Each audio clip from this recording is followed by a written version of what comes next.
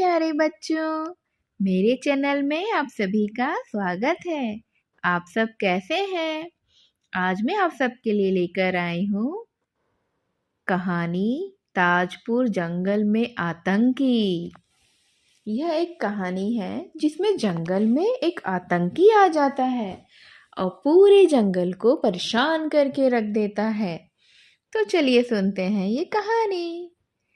ताजपुर जंगल में शाम का समय था।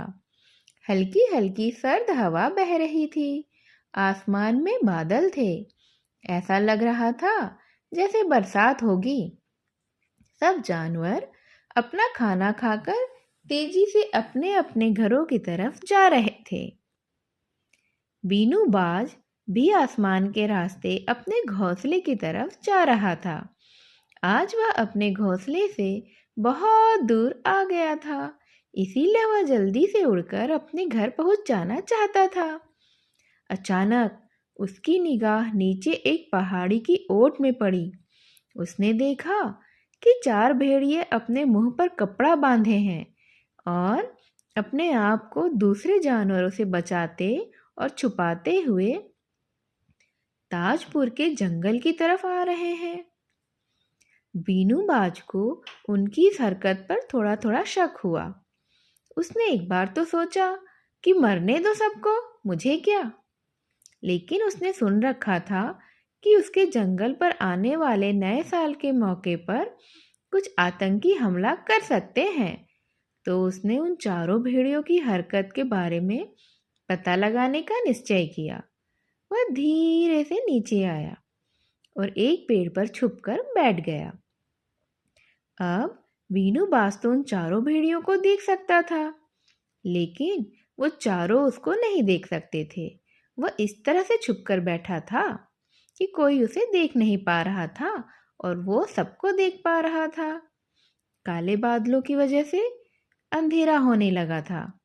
4 भेड़ियों में से एक बोला, बस अब थोड़ी देर की बात है। जब ताजपुर जंगल के सब जानवर सो जाएंगे तो हम उन पर हमला कर देंगे। तब दूसरे ने बोला, हाँ हाँ, सब अपने अपने हथियार एक बार चेक कर लो।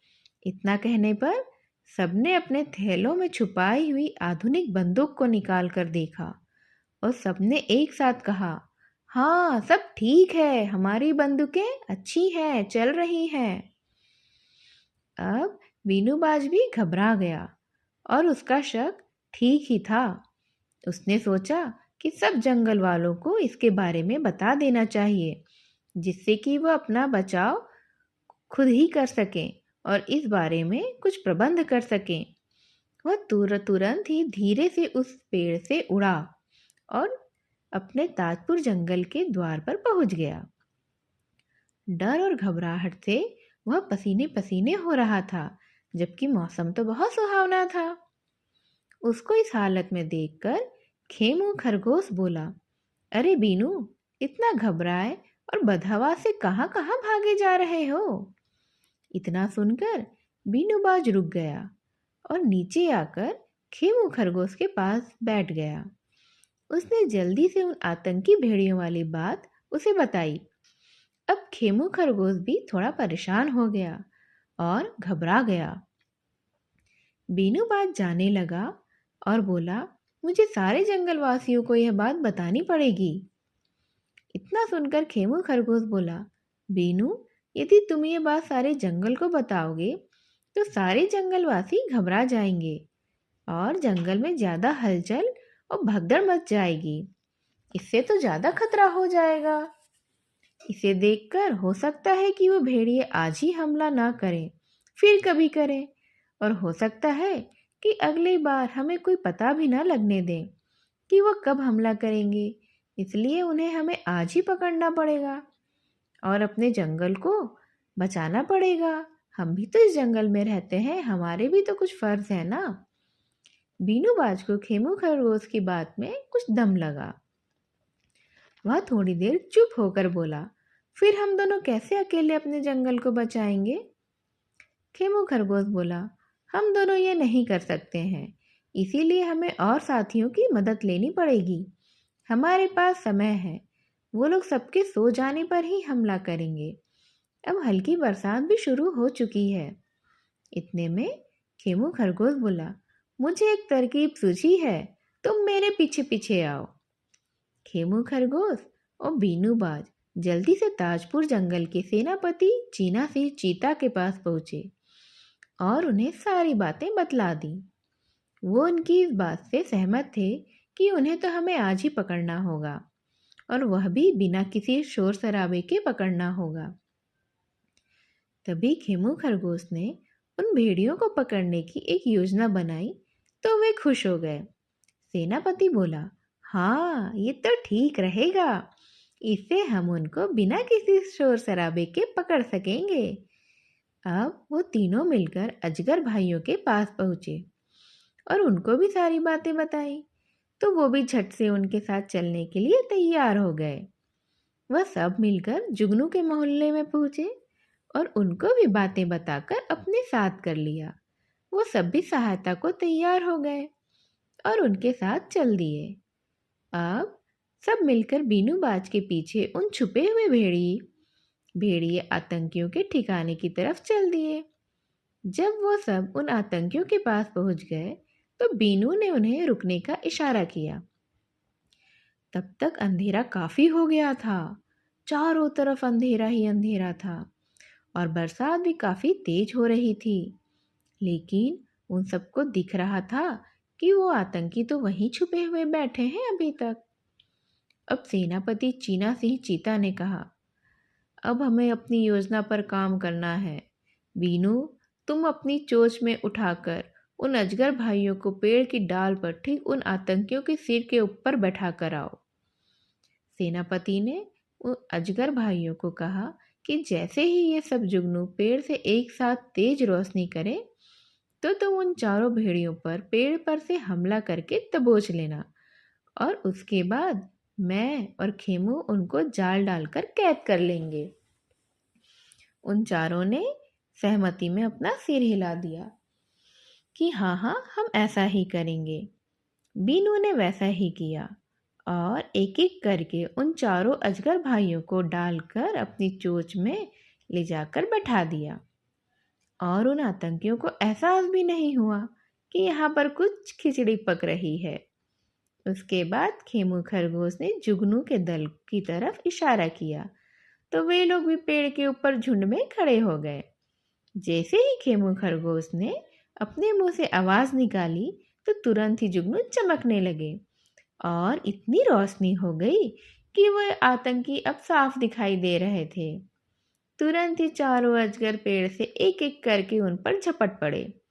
इससे पहले कि वो कुछ समझ पाते, खेमू खरगोश और सेनापति चीना सिंह चीता ने उन्हें जाल में पकड़कर कैद कर लिया और झटपट बीनू बाज ने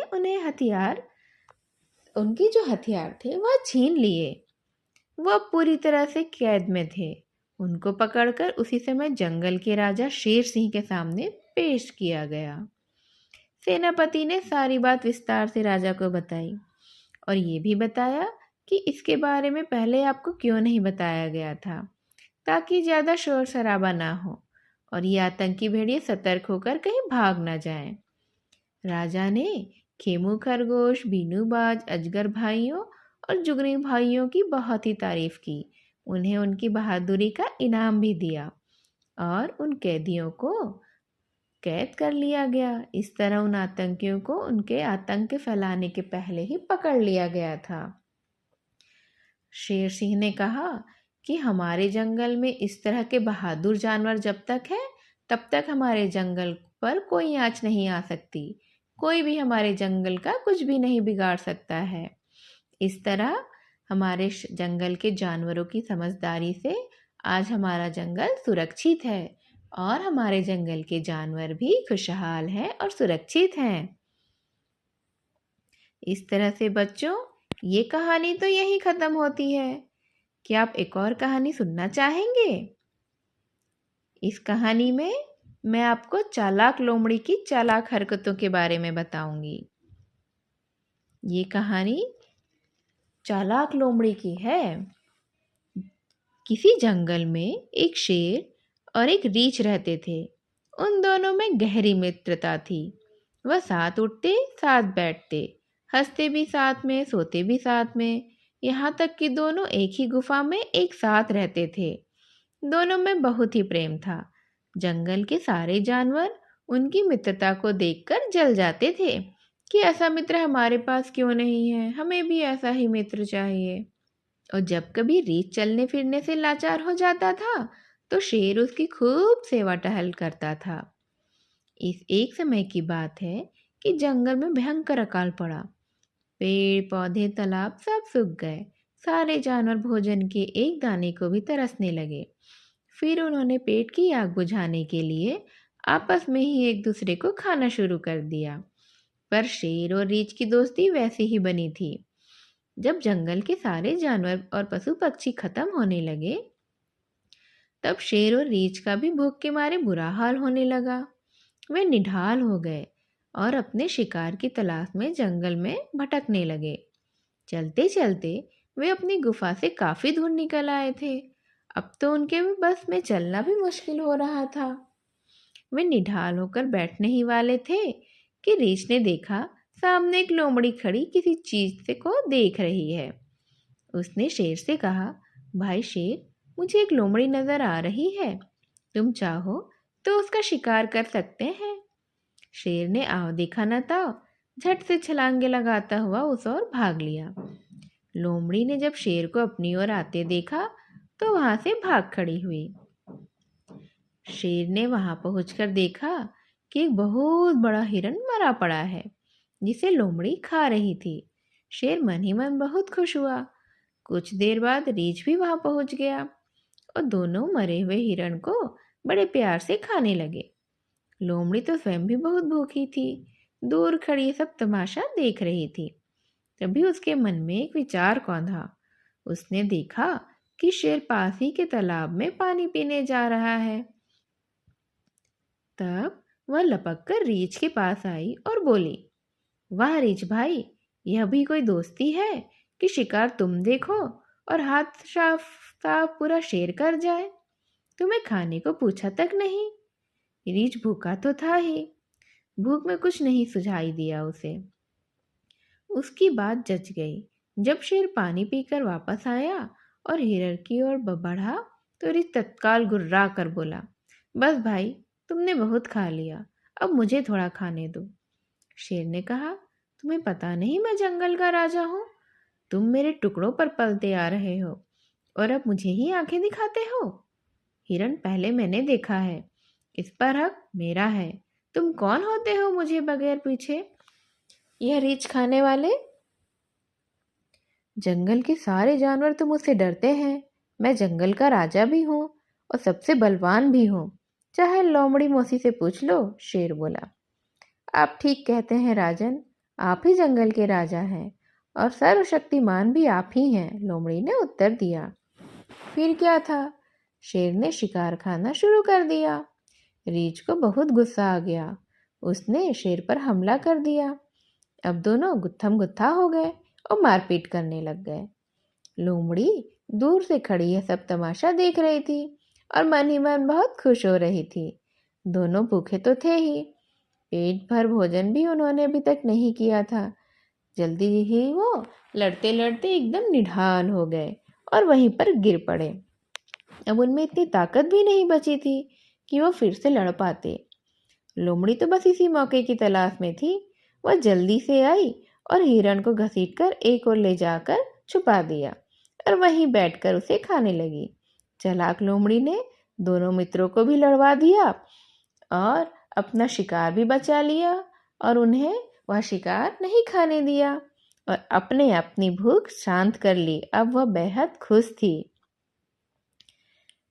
तो बच्चों, इस तरह यह कहानी भी यहीं ख़त्म होती है। इस कहानी से हमें क्या शिक्षा मिलती है कि अगर हम पर कुछ मुसीबत आ रही है तो हमें समझदारी से काम लेना चाहिए। थोड़ी सी सूझबूझ अगर आप दिखाएंगे तो आप हर चीज़ हासिल भी कर सकते हैं और मुसीबत से डटकर मुकाबला भी कर सकते हैं। चलिए बच्चों, आज ये कहानियाँ यहीं ख़त्म करती हूँ। अगली कहानियों के साथ हम फिर मिलेंगे। तब तक के लिए हमारे चैनल को सब्सक्राइब कर दीजिए और लाइक कर दीजिए। बाय बाय बच्चों।